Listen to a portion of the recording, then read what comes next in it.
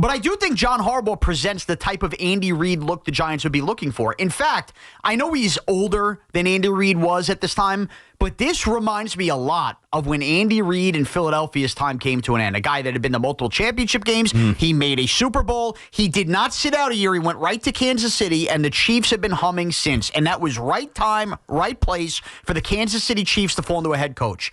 In the past, Tiki, when it comes to the Giants, if you look at all the great head coaches that have been hired over the last 10 years, whether it's, the McVays or Shanahans or any of these innovative minds, it always feels like the Giants are a year off on those coaching cycles.